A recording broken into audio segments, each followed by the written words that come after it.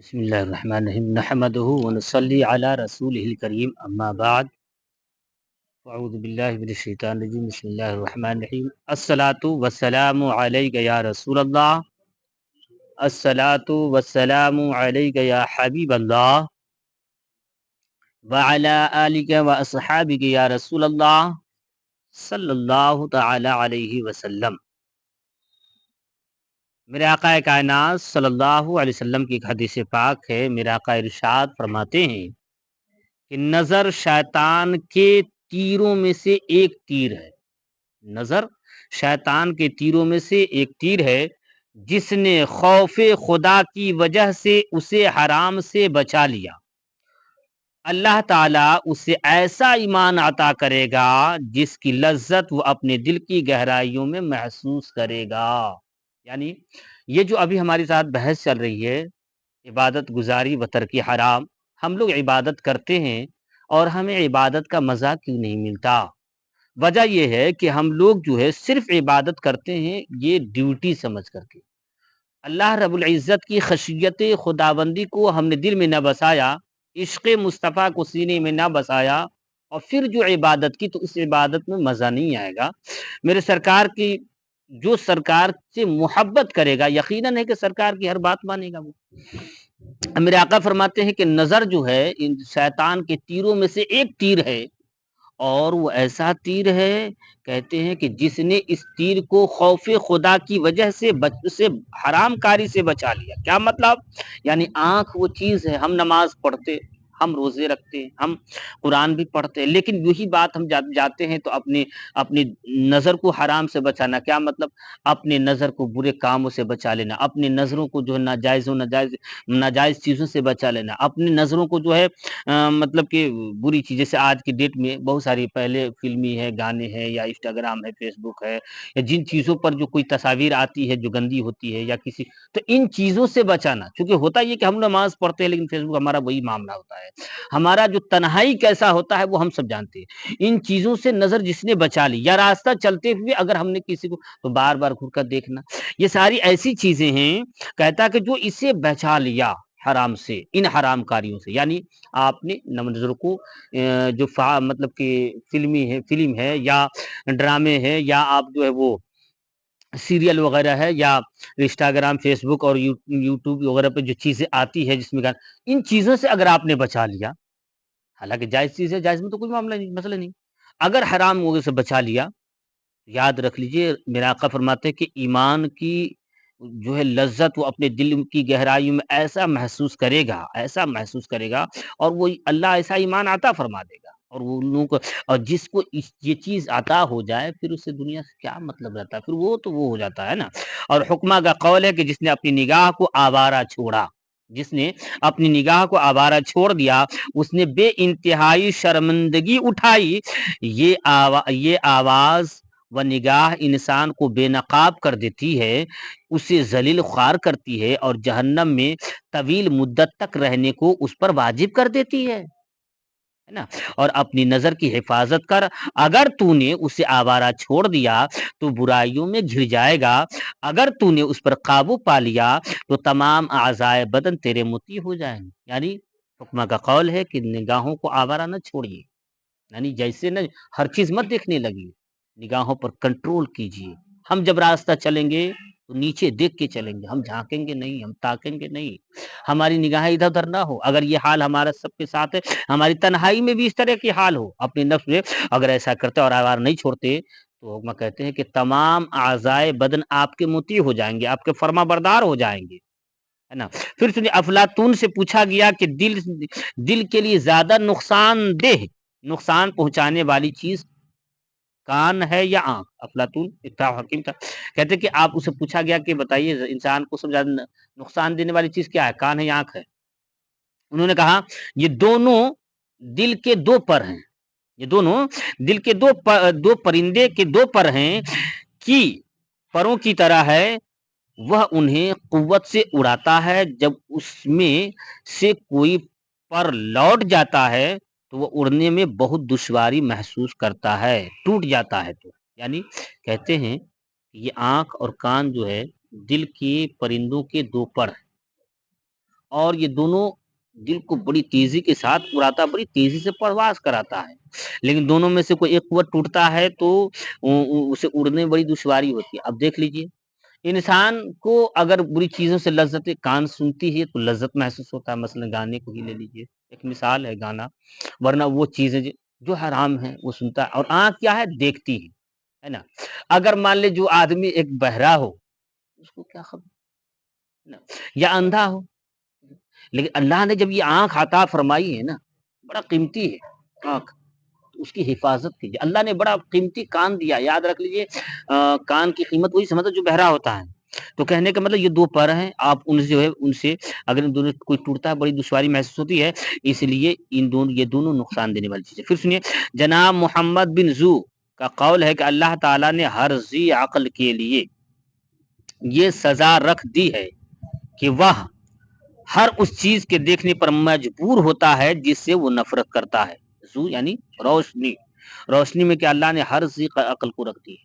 ہر ذی عقل کو اللہ نے دی ہے، ہم جس کے اندر عقل ہے اس کے اندر اللہ نے یہ چیزیں دی ہے، اور اسے دیکھنے پر مجبور ہوتا ہے وہ، ہے نا، اور جس سے وہ نفرت بھی کرنا چاہتا ہے اسے بھی دیکھنا پڑتا ہے نا۔ پھر سنیے، ایک زاہد نے کسی شخص کو دیکھا اور وہ ایک لڑکے سے ہنسی مذاق کر رہا تھا۔ زاہد نے اسے کہا، اے عقل کے اندھے، تجھے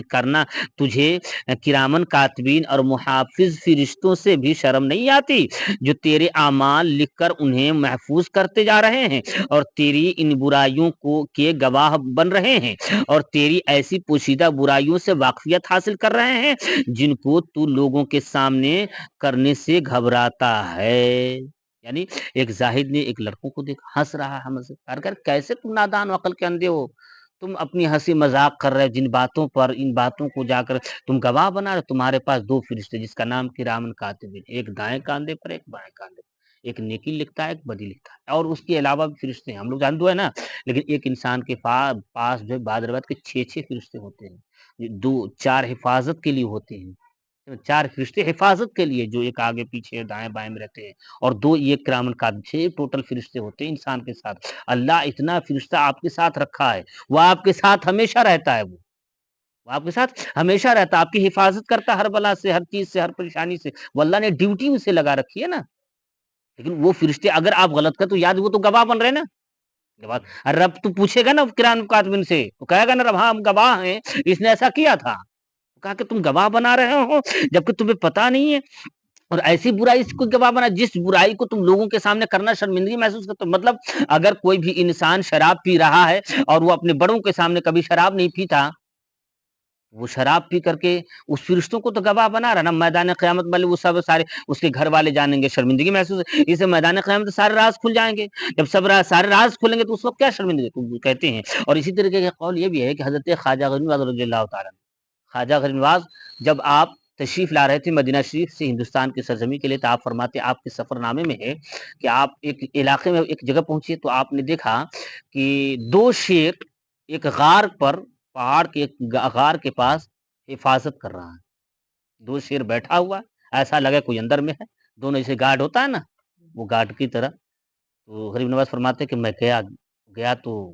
اندر سے آپ مطلب گیا تو میں گھبرانے لگا کہ میں کیسے جاؤں، چونکہ مجھے محسوس ہوا کہ اس میں کوئی ہے، تو گھبرانے جب لگا تو اندر سے آواز آئی کہ چلے آؤ، یہ کچھ تیرا نہیں بگاڑیں گے، چلے آؤ اندر۔ اور فرماتا میں گیا، شیر ہمیں کچھ نہیں کیا۔ انہوں نے ایک ہی بات کہی کہ سنو، جو اللہ کا ہو جاتا ہے نا تو تمام مخلوق اس کی ہو جاتی ہے۔ کیا یہ دیکھو یہ شیر کیا کر لیں گے، تو ہمارے غلام ہیں، ہمارے نوکر، ہماری گارڈ کا کام کر رہے ہیں، ہماری رکھوالی کر رہے ہیں۔ تو کہا کہ آپ اس غار میں بھی دیکھا کہ بالکل سوکھا پتلا دبلا کیوں لگا، بولا اس غار میں کتنے دنوں سے، مطلب کہ قریب قریب انہوں نے شاید 100 سال یا کس کا تو ذکر کیا کہ میں اتنے دنوں سے اس غار میں عبادت کر رہا ہوں، اور اے معین الدین میں نے آسمان کی طرف سر اٹھا کے شرم سے نہیں دیکھا اور دیکھنا بھی نہیں چاہتا، میں اس غار میں آیا تو آج تک میں اپنی گناہوں پر پشیمان ہوں، شرمندہ ہوں، اور رب کی بارگاہ میں فریاد کرتا اور رب مجھے معاف کر۔ اور گناہ کون سی تھی؟ فرماتے کہ ایک بار میں قبرستان میں نہیں مسجد میں نے زور سے ہنسا، ٹھہٹھا لا کے ہنس دیا، ہاتف غیبی سے آواز آئی نادان ٹھٹھا لگا کے ہنس رہا ہے، اسے عاقبت کا پتہ نہیں ہے، وہ اسی دن سے شرمندگی سے بھاگا بھاگا آیا، اور آج تک میں رب کی بارگاہ میں فریاد رس کہ رب میری گناہ معاف کیا کہ تم نے نہیں کیا ہے، آج تک یہ ایک درس عبرت ہوتی ہے نا؟ یہی کہا جاتا ہے کہ اللہ کا انہوں نے کمایا، اور یہ غریب نواز کے سفر نامے میں ہے، آپ پڑھیں۔ اور کہتے ہیں اے میری دو آنکھیں، تم نے غلط نگاہی سے کام لے کر میرے دل کو بہت بری جگہ پر لا کھڑا کیا، اے میری آنکھوں، میرے دل کو گمراہ کرنے سے رک جاؤ، تم دور ہو کر ایک کو قتل کرنے کی کوشش کر رہے ہو۔ حضرت علی رضی اللہ تعالی کا فرمان ہے کہ آنکھیں شیطان کا جال ہے، آنکھیں شیطان کا جال ہے، پھندا ہے، جال ہے، کیا ہے؟ آنکھ سریع العصر عضو ہے، کیا ہے؟ سریع العصر، یعنی اس میں بڑی تیزی کے ساتھ اثر بھی کرتی ہے نا، بڑی سریع اثر عضو ہے، اور بہت ہی جلد شکست کھا جاتا ہے، بہت جلد شکست بھی کھا جاتا ہے یہ۔ اچھا، جس کسی نے اپنے اعضائے بدن کو اللہ تعالی کی عبادت میں استعمال کیا اور اس کی امید بر آئی، اور جس نے اپنے اعضائے بدن کو خواہشات کے پیچھے لگا دیا، اس کے اعمال باطل ہو گئے۔ کیا؟ یعنی حضرت علی فرماتے ہیں کہ یہ شیطان کی جال ہے، یہ آنکھ۔ سب سے پہلے کیا ہوتا ہے؟ آنکھ دیکھتی ہے، آنکھ دیکھتی ہے، ظاہر سی بات ہے، کچھ سمجھ میں سونگھنے کا معاملہ تو بڑا قریب کا معاملہ ہے نا، دیکھنے سننے کا بھی معاملہ تو تھوڑا قریب کا معاملہ، لیکن دیکھنے کا معاملہ بہت دور سے دکھ جاتا ہے، مطلب کہ اگر آڑ نہ ہو تو آدمی آدھا کلومیٹر 1 کلومیٹر بھی صاف دیکھتا ہے، آڑ نہ ہو تب کی بات ہے، لیکن اتنی دور کی آواز تو سن نہیں سکتا۔ تو آنکھ شیطان کا ایک جال ہے، کیا ہے؟ اور حضرت علی فرماتے ہیں کہ سنو، اگر جس کسی نے اپنے تمام اعضائے بدن کو اللہ تعالی کی عبادت میں لگا دیا اور استعمال کیا، تو اس کی امید جو تھی وہ آگے مل جائے گی، اور جس نے اس کو نہیں لگایا بلکہ خواہشات کے پیچھے لگا دیا، تو وہ جو ہے اپنے اعمال کو باطل کر دیا۔ یعنی ہم یہ نمازیں پڑھی یا ہم نے جو کچھ کیا، لیکن ہمارے اعضائے بدن وہی کام کر رہے ہیں۔ اب تمام اعضائے بدن عبادت کیسے کریں گے؟ ہاتھ سے ہم گندے کام نہیں کریں گے، حرام چیزوں کو نہ چھوئیں گے، ہم وہی کام کریں گے جو جائز ہے۔ پیر سے ہم اسی جگہ پر چلیں گے جہاں جانا جائز ہے، جہاں بہتر ہے، ہم گندی جگہوں پر نہیں جائیں گے، مطلب شراب خانے نہیں جائیں گے، جوا گڈے نہیں جائیں گے، ہم کسی مطلب کہ سٹے بازی پہ نہیں جائیں گے، ہم کسی کوٹھے پہ نہیں جائیں گے، ہم جو ہے مطلب کہیں غلط کام پہ نہیں جائیں گے، کسی کو ظلم دینے کے لیے، کسی کو ستانے کے لیے نہیں۔ یہ سب کیا ہے؟ کان سے بھی ہم نے روک دیا، آنکھ کو بھی ہم نے روک دیا، یہ سب روکنا بھی گناہ ہو، جو یہ حرام کاری سے روکنا بھی تو عبادت ہے نا، کیا ہے؟ یہ سب روکنا بھی عبادت ہے، ایسا نہیں کہ صرف نماز پڑھنا یہ بات نہیں، اگر حرام کام سے رک جا رہا ہے یہ بھی ایک عبادت ہے، کیونکہ نماز جو پڑھتا ہے جائز کام کر رہا ہے، نماز نہیں پڑھتا وہ حرام کر رہا ہے۔ اسی طریقے سے اگر کوئی شراب پی رہا ہے تو وہ حرام کام کر رہا ہے، لیکن شراب سے رک جاتا ہے تو وہ ایک عبادت بہت بڑا کر رہا ہے۔ تو یہ جو ہے نا رکنا ہے، اور کہتے ہیں تو اپنے اعمال کو باطل کرنا ہے، یا یہ وہ قول ہے جو اب جو ہے مطلب کہ، اور یہ چیزیں تھوڑی سی میں اس لیے آسانی سے پیش کروں کہ چونکہ تھوڑی سخت الفاظ ہوتے ہیں اور نصیحتیں بڑی افیہ۔ اب سنیے حضرت عبداللہ بن مبارک کی نصیحت سنیے۔ حضرت عبداللہ بن مبارک نے کہا، ایمان کی حقیقت رسولوں کی لائی ہوئی کتابوں کی تصدیق کو کہا جاتا ہے۔ یہ کون ہے؟ حضرت امام اعظم ابو حنیفہ کے شاگرد ہیں، کون؟ حضرت عبداللہ بن مبارک رضی اللہ تعالیٰ عنہ، حضرت امام اعظم ابو حنیفہ کے شاگرد ہیں، اب بہت پائے کے ولی اس زمانے کے۔ کہتے ہیں کہ ایمان کی حقیقت یہی ہے کہ جو رسول صلی اللہ علیہ وسلم نے لائی ہوئی دین، جو بھی کتابیں اللہ کے نبی لے کر کے آئے، اس کو تصدیق کرنا ہے، یعنی تصدیق، اور جو قرآن کی تصدیق کرتا ہے، اس کے احکامات پر عمل کرتا ہے، اسے جہنم سے نجات مل گئی۔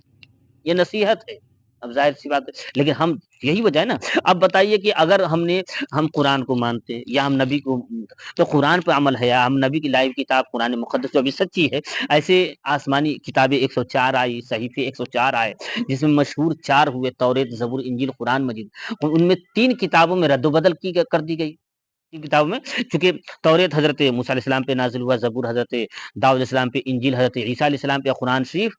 ہمارے پیغمبر جناب محمد رسول اللہ صلی اللہ علیہ وسلم کی ذات اقدس پہ نازل ہوئی۔ تو یہ قرآن کی جو کتاب، اس کی حفاظت اللہ کر رہا، ان تمام کتابوں میں رد و بدل کر دی گئی،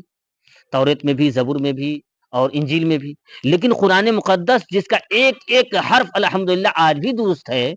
اور وہ رب اب اسی کی تشریح اور احادیث کیا ہے؟ حدیث وہی ہے جو قرآن میں جو باتیں آئی ہیں نہیں لوگ سمجھ پاتے، اس کو میرے سرکار نے آسان کر کے حدیث میں بیان کیا، ٹھیک ہے؟ یہ حدیث ہے، تو جو ان کی لائیو کتابیں ہیں ان کی تصدیق، اگر وہ تصدیق کرتا ہے تو ظاہر سی بات ہے وہ جو ہے تصدیق کرتا ہے تو پھر اس پہ عمل کرے گا۔ اب جیسے قرآن نے کہا اور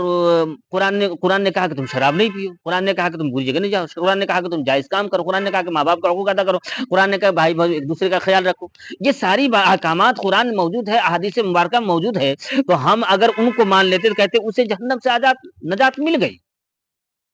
اور جو حرام کردہ چیزوں سے کنارہ کش ہوا تو